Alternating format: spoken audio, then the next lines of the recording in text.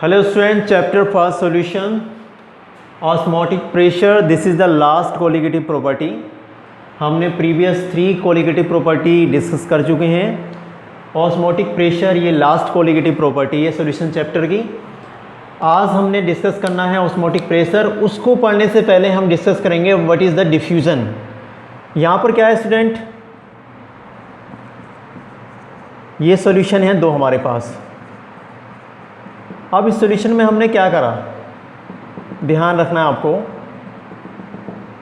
ये है मोर concentrate solution, मोर concentrate solution. इस सॉल्यूशन के अंदर मोर अमाउंट में सोल्यूट है सपोज, और यहाँ पर क्या है, लो अमाउंट यहाँ पर रहती है सॉल्वेंट की. हम कंसंट्रेशन सोल्यूट के लिए बोल रहे हैं यहाँ पर, अमाउंट लो अमाउंट सॉल्वेंट.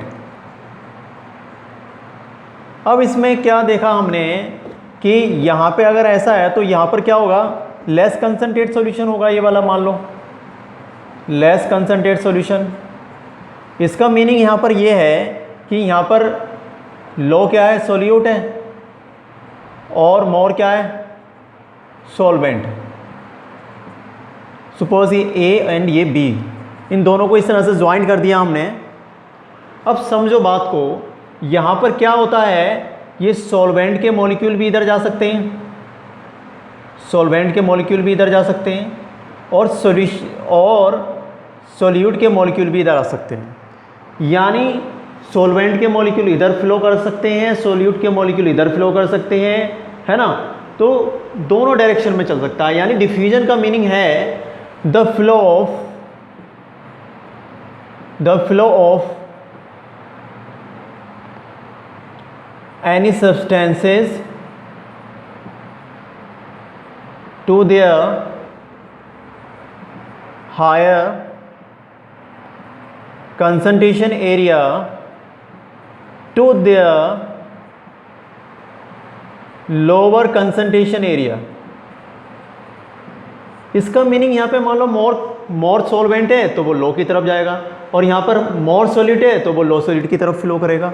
तो in diffusion the solute as well as solvent molecule flow in opposite direction. दोनों अपोजिट डायरेक्शन में फ्लो कर सकते हैं. कोई नहीं रोक रहा, सोल्यूट इधर भी सकता है और सॉल्वेंट इधर भी जा सकता है.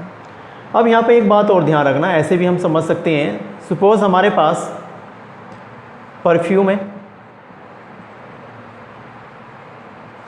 अब यहाँ पे इस बोतल के अंदर परफ्यूम हाई कंसंट्रेशन है. अब बाहर का जो एटमॉस्फेयर है उस रूम में क्या है, लो कंसंट्रेशन है. इसकी बोतल को ओपन किया तो आप देखेंगे कि पूरे उसमें क्या बजाएगी, इसकी सेंट चली जाएगी, पूरे उसमें खुशबू फैल जाएगी. इसका मीनिंग ये है कि ये क्या हो रहा है, यहाँ से हाई कंसंट्रेशन से लो कंसंट्रेशन की तरफ जा रहा है. ठीक है, तो इसे हमने बोल दिया डिफ्यूज़न. डिफ्यूज़न सबसे ज़्यादा गैसेस में होता है. देखो गैस कितनी जल्दी फैल जाती है, उससे कम लिक्विड में होता है और सबसे कम सॉलिड में डिफ्यूज़न होता है. ये बात हमने समझ ली. ऑस्मोटिक प्रेशर को समझने के लिए अब पढ़ेंगे हम ऑस्मोसिस. अब ऑस्मोसिस क्या होती है. ऑस्मोसिस देखो, हमने ये 2 बीकर लिए और इस तरह से इनको मैंने ज्वाइंट कर दिया है. यहाँ पे बीच में हमने एक मेम्ब्रेन लगा दी है दोनों के बीच में. आप जो ये है ए और मान लो ये है बी. ए में मैंने क्या करा, प्योर सॉल्वेंट फिल कर दिया, मान लो प्योर सॉल्वेंट, और बी वाले में मैंने सॉल्यूशन ले लिया. यानी यहाँ पे प्योर सॉल्वेंट है और यहाँ पर क्या है, सोल्यूट भी है और सॉल्वेंट भी है. ओके, यानी सॉल्यूशन में सोल्यूट प्लस सॉल्वेंट दोनों हैं. This membrane is known as the semi permeable membrane. Permeable membrane. This membrane can pass only the solvent molecule. इसके जो पोर का साइज होता है वो सिर्फ सॉल्वेंट के मॉलिक्यूल को ही जाने देता है. इसके जो पोर होते हैं इस मेम्ब्रेन के, वो सिर्फ किसको जाने देंगे, वो only pass the solvent molecule, है ना। तो they can pass only solvent molecule, not solute. अब कौन सी मेम्ब्रेन हो सकती है, जैसे कि कॉपर फेरोसाइनाइड की मेम्ब्रेन हो सकती है, आर्टिफिशियल मेम्ब्रेन है copper ferrocyanide cyanide. Egg membrane भी एक सेमी परमेबल मेम्ब्रेन होती है, एग मेम्ब्रेन, तो समझ सकते हैं आप इसको। अब यहाँ पर देखो होगा क्या स्टूडेंट, सॉल्वेंट की कंसंट्रेशन। अब सॉल्वेंट की अमाउंट की बात करें तो यहाँ पे ये मोर अमाउंट में सॉल्वेंट, इसकी क्वांटिटी यहाँ पर ज़्यादा होगी। अगर हम इसमें बात करते हैं तो यहाँ पर क्या होगी, लो क्वांटिटी होगी या लो अमाउंट में होगा। अब समझो, हम कह रहे हैं कि सेमी परमेबल मेम्ब्रेन किसको जानी जाती है, सॉल्वेंट के मॉलिक्यूल को। अब समझना बात को, the flow of the solvent molecule to their higher concentration to lower concentration through semi permeable membrane. यहाँ पे कंसंट्रेशन का जो टर्म हम यूज़ कर रहे हैं, प्योर की यहाँ पे हाई प्योर सॉल्वेंट क्या हाई कंसंट्रेशन में है। अब हाई कंसंट्रेशन का मतलब आप समझना सॉल्यूशन की कंसंट्रेशन की नहीं बात कर रहा है, यानी ये बात कर रहा है सॉल्वेंट की। तो हम बात करते हैं ऑस्मोसिस की, तो द फ्लो ऑफ solvent molecules to their higher concentration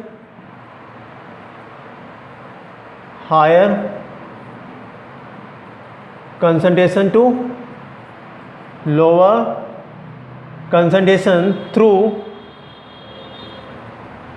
semi permeable membrane। Okay, तो सेमी परमेबल मेम्ब्रेन से सॉल्वेंट के मॉलिक्यूल का उसकी हायर कंसंट्रेशन से to their higher concentration to lower concentration through the semi permeable membrane, that is called osmosis. Clear होती बात। These are the major difference between diffusion and osmosis. ठीक, इसको note कीजिए, फिर आगे बढ़ते हैं।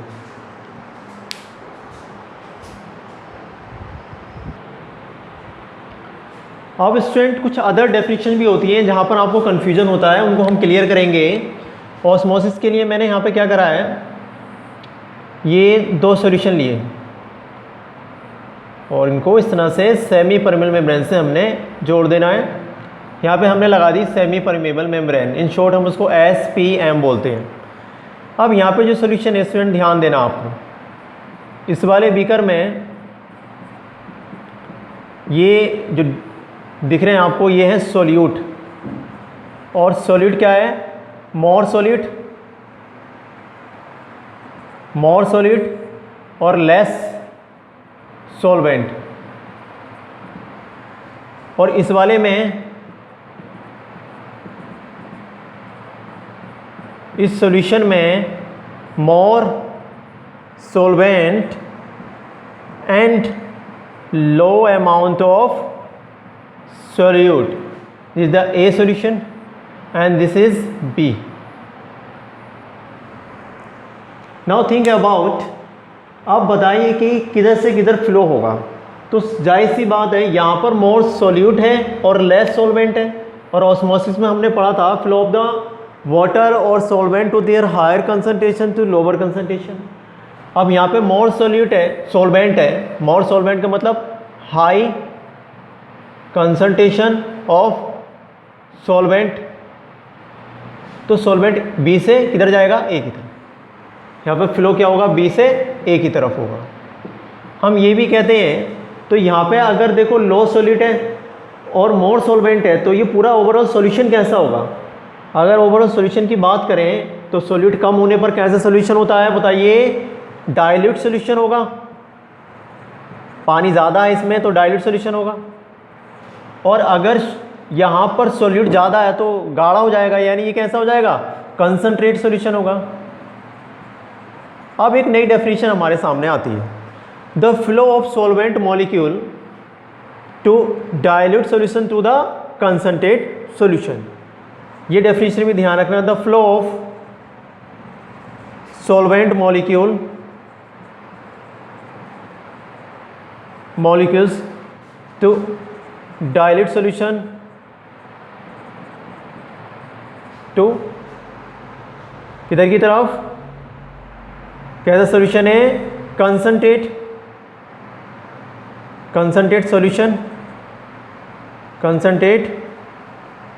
Solution through a semi permeable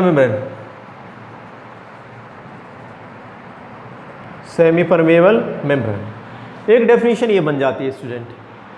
और भी कुछ टर्म्स यूज़ हो जाते हैं एग्जाम में कभी कभी, तो उनको भी आपको समझना है। हाइपरटोनिक एंड हाइपोटोनिक टर्म भी यूज़ होते हैं सॉल्यूशन में। तो अगर हम बात करते हैं मोर सोल्यूट की, जहाँ पर सोल्यूट क्या ज़्यादा होता है, तो ऐसे सॉल्यूशन को बोलते हैं हम हाइपरटोनिक। अभी हम आगे डिस्कस करेंगे जिसमें सोल्यूट ज़्यादा, हाइपर का मतलब यहाँ समझना सोल्यूट ज़्यादा होना चाहिए, ऑस्मोटिक प्रेशर भी ज़्यादा होता है उसका। तो ये ए सॉल्यूशन को मैंने कहा हाइपरटोनिक। हाइपरटोनिक का मतलब होता क्या है, मोर सोल्यूट और लेस सॉल्वेंट। और जिसमें मोर सॉल्वेंट और लेस सोल्यूट हो, ऐसे सॉल्यूशन को क्या बोलेंगे हम, हाइपोटोनिक। फिर से मैं एक बार बता दूं आपको कि हाइपो जो टर्म यूज़ होता है वो लो के लिए होता है। तो लो सोल्यूट प्लस ज़्यादा क्या होना चाहिए, इसमें मोर सॉल्वेंट होना चाहिए। यहाँ पे उल्टा है, हाइपर मतलब मोर, तो मोर क्या होगा, सोल्वेंट होगा, सॉरी मोर क्या होगा, सोल्यूट होगा। हाइपर मतलब मोर सोल्यूट एंड लेस सॉल्वेंट। तो यहाँ पर हम एक डेफिनेशन और बना सकते हैं, the flow of solvent molecule, किधर से किधर फ्लो होंगे स्टूडेंट, जिधर मोर सॉल्वेंट होगा, यानी हाइपोटोनिक सॉल्यूशन भी कह सकते हैं हम इसको। अब तो हम कहते हैं द फ्लो ऑफ सॉल्वेंट और वाटर मॉलिक्यूल, सॉल्वेंट और वाटर भी बोल सकते हैं हम, मॉलिक्यूल्स टू, हम इसको बोलेंगे hypertonic, to their hypertonic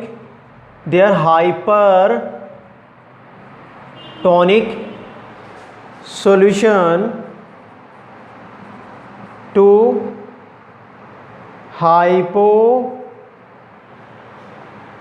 hypotonic, this is the hypotonic से जाएंगे तो hypotonic solution to hypertonic solution through semi permeable membrane, SPM, ये होना जरूरी।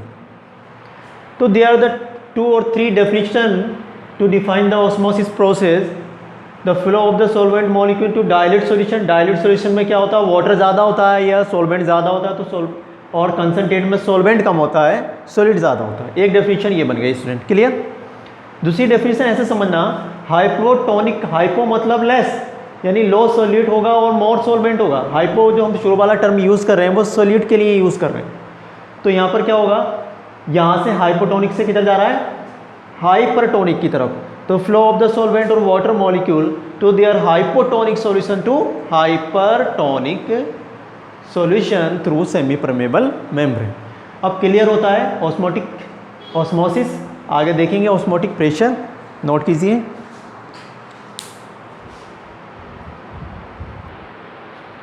अब मूव करते हैं स्टूडेंट ऑस्मोटिक प्रेशर। तो ऑस्मोसिस समझ में आ गई आपको, अब आप इजीली समझेंगे। देखो हमने यहाँ पर क्या रखा है, ये हमारे पास प्योर सॉल्वेंट, और यहाँ पर क्या है, ये सॉल्यूशन है, यानी सॉल्वेंट प्लस सोल्यूट।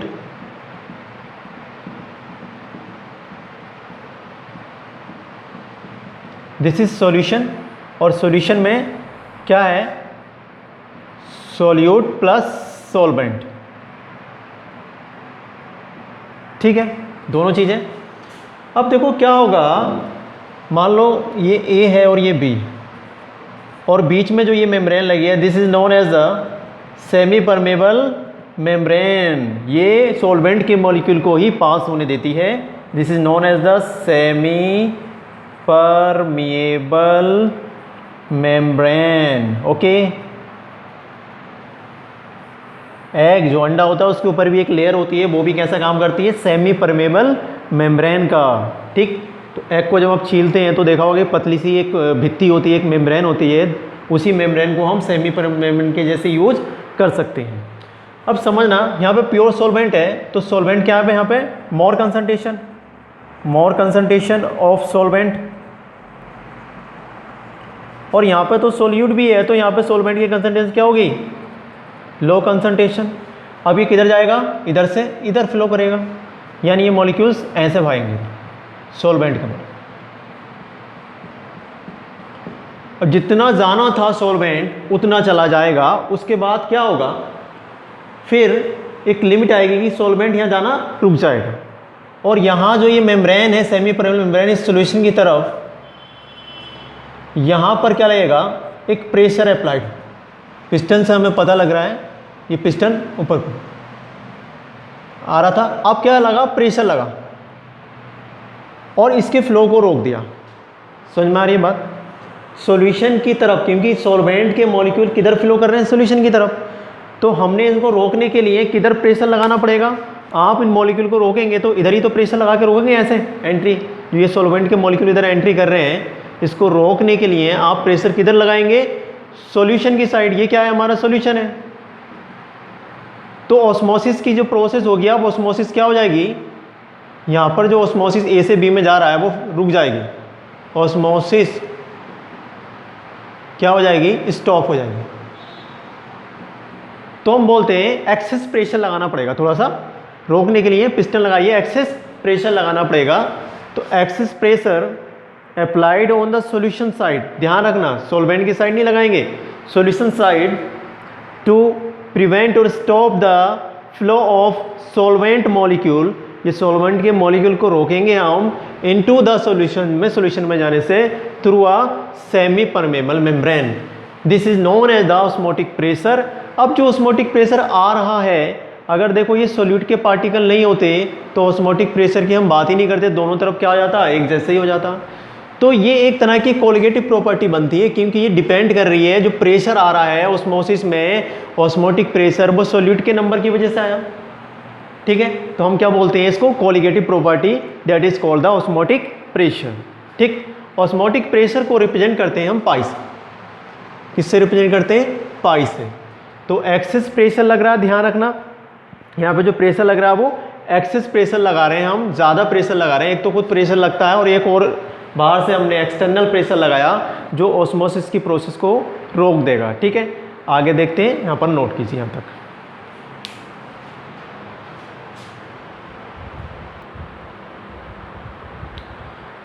अब स्टूडेंट हम निकालेंगे ऑस्मोटिक प्रेशर, जिसकी बेस से कोलिगेटिव प्रॉपर्टी आ रही है, और हम मॉलिक्यूलर मास ऑफ सोल्यूट की भी बात करेंगे यहाँ पर। तो यहाँ पर क्या करना है स्टूडेंट, ये दो सॉल्यूशन रखे हुए हैं ए एंड बी। ठीक, ये बी सॉल्यूशन। अब यहाँ पे हमने क्या करना है, पहले से एक एटमॉस्फेरिक प्रेशर पहले से सॉल्यूशन में यहाँ लग रहा था। अब हमने क्या करा, पी एक्सिस पिस्टन लगाई यहाँ पे, और हमने क्या करा, एक्सिस प्रेशर लगाया इसमें। ठीक है, और एक्सिस प्रेशर लगाने की वजह से इस तरह से इस सॉल्यूशन में यहाँ एंट्री कम हो गई। तो पी एक्सिस जो है, हमने बात करते हैं तो हम इसी को बोलते हैं ऑस्मोटिक प्रेशर, पाई एक्सिस। तो यहाँ पर ध्यान रखना, ये बिल्कुल बराबर होता है एक्सपेरिमेंटली, कैपिटल एम का मतलब है मोलरिटी पर, मोलरिटी। और मोलरिटी पता है आपको, number of gram mole, number of gram mole of solute upon molecular mass, sorry upon volume of the solution litre, volume of solution litre में। तो ये फॉर्मूला आपने पहले पढ़ा था। तो pi is the osmotic pressure, osmotic pressure इसके directly proportional होगा, एंड किस टेम्परेचर पर ये हो रहा है उसके भी डायरेक्टली प्रोपोर्शनल होता है। दोनों को मिलाएंगे तो कांस्टेंट आकर यहाँ पर आ जाता है आर। तो हम लिखेंगे pi M R T. R is also known as the gas constant और सॉल्यूशन कांस्टेंट। अब गैस कांस्टेंट के बराबर ही मान लेते हैं हम इसको, क्यों, क्योंकि यहाँ पर जो वैल्यू आती है 0.0821 ही आती है। ठीक है, तो आप समझना, आप ये फॉर्मूला मिला। कभी कभी हम बोलते हैं जो एम है क्या, ये तो एक तरह की कॉन्सेंट्रेशन ही तो होती है, मोलिटी, तो हम इसको सी से भी रिप्रेजेंट कर सकते हैं।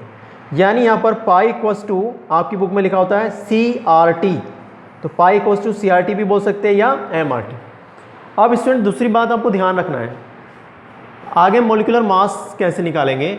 आपसे सॉल्यूट का मॉलिक्यूलर मास पूछता, मॉलिक्यूलर मास ऑफ सॉल्यूट, क्योंकि कोलिगेटिव प्रॉपर्टी हम जो पढ़ रहे हैं, हम सॉल्यूट के मॉलिक्यूलर मास को तो देखेंगे, उसी की वजह से क्या आता है, कोलिगेटिव प्रॉपर्टी आती है। तो समझना यहाँ पे जो मोलरिटी है, मोलरिटी को मैंने नंबर ऑफ ग्राम मोल को माना मैंने N2, यानी इसको कैपिटल M बोल लो या आप इसको C बोल लो, N2, और नीचे आता वॉल्यूम तो N2/V। अब मॉस ऑफ सोल्यूट को मैं मान लूँगा मॉस ऑफ सोल्यूट यानी N2 equals to given mass M2 molecular mass. अब इस वैल्यू को यहाँ पर रख सकते हैं तो आपको मोलरिटी की वैल्यू ये मिल जाएगी, यानी मोलरिटी इक्वल्स टू मिलेगा आपको W2/M2 × V। इस वैल्यू को आप इस इक्वेशन में रख दीजिए, पाई इक्वल्स टू CRT या पाई इक्वल्स टू MRT में।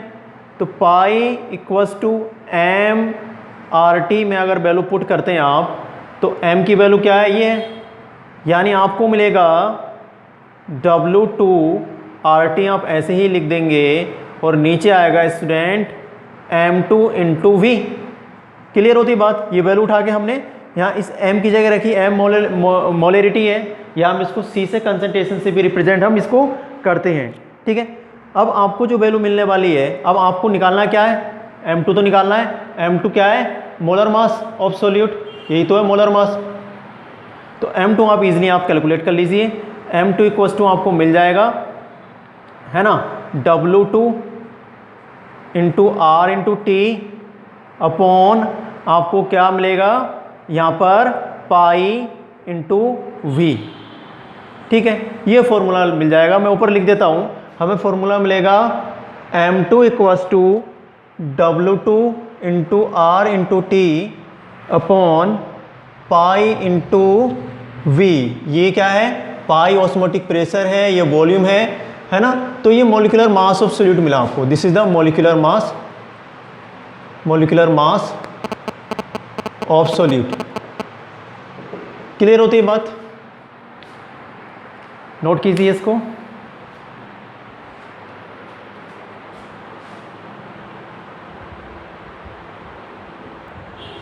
अब स्टूडेंट एक सिंपल सा न्यूमेरिकल है, calculate the osmotic pressure, OP means osmotic pressure of 5% sucrose at 15 degree Celsius. Sucrose का फॉर्मूला आपको पता है C12H22O11 होता है। तो मॉलिक्यूलर मास निकालेंगे 342 आ जाएगा, कार्बन और इसका सब मल्टीप्लाई करके आपको मिल जाएगा। टेम्परेचर को केल्विन में रखेंगे तो 15 डिग्री सेंटीग्रेड प्लस 273, ठीक, 288 केल्विन टेम्परेचर, है ना। अब 5 ग्राम में वेट, है ना, और वॉल्यूम कितना है, अब कह रहा 5% है ना, तो 5% का मतलब है कि 5 ग्राम जो है डिजोल्व हो रही है 100 ml में, तो आपको वॉल्यूम मिल जाएगा 100 ml। अब 100 ml को आपने कन्वर्ट करना लीटर में, 1000 से डिवाइड कर लेंगे आपको 0.1 मिल जाएगा। सिंपल, आपको निकालना क्या है, ऑस्मोटिक प्रेशर इक्वल्स टू होता है N2/V × RT। आपको ये फॉर्मूला मिलता है W2 × RT और M2 × V, है ना। तो देखो यहाँ पे W2, इसको W2 कर लो, है ना, और इस तरह से आपको, और ये आपका मिल जाएगा मास, तो इसको बोल दो M2, है ना। तो आपने यहाँ पे वैल्यू रखी 5, इसकी वैल्यू RT, आपको इस तरह से कैलकुलेशन करनी है, आपको आंसर मिलेगा 3.43 ATM। ठीक, this is the osmotic pressure. Okay, यहीं तक करते हैं, बाकी की चीज़ें ऑस्मोटिक प्रेशर से रिलेटिव हम नेक्स्ट लेक्चर में डिस्कस करेंगे।